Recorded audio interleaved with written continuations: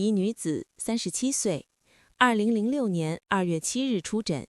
1997年两侧输卵管结扎手术后，出现肚脐以下的小肚子持续性重坠胀痛，月经前加重，月经期间更加严重。胀痛剧烈时，手足筋肉收缩，肌肉僵硬，感觉发麻，皮肤凉。月经提前1周来，量中等，经色暗，3天干净。从2005年11月17日开始治疗，没有效果。就诊时为月经前1周，肚脐以下的小肚子疼痛发胀已经2天，阴道分泌物量比正常情况略有增加，颜色黄，大便3天没有解，舌头颜色淡红，覆盖在舌面上的物质厚度薄，颜色白，手腕上的脉搏像线一样细，又如琴弦紧绷。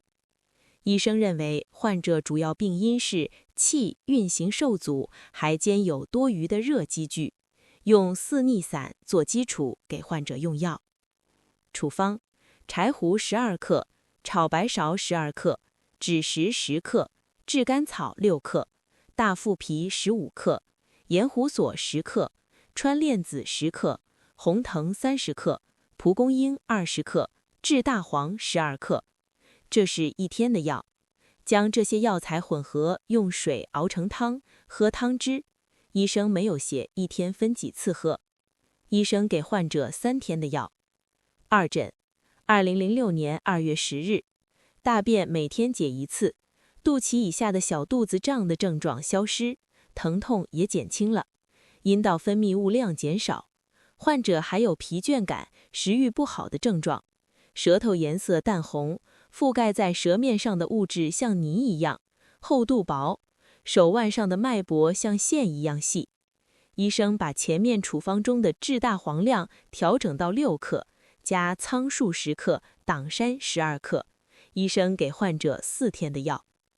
三诊：2006年2月15日，肚脐以下的小肚子偶尔有微痛，情绪恢复正常，舌头和脉搏的样子与二诊一样。医生把前面处方中的二诊处方稍微做调整后，给患者7天的药。四诊：2006年2月22日，肚脐以下的小肚子疼痛完全消失。提示：一、四逆散是古代经典草药处方名称。二、气，中医名称，是人体内活力很强、运行不息的极微小物质，包括呼吸的气。气推动和激发人体的各种生理活动，气运动停止，则意味着生命的终止。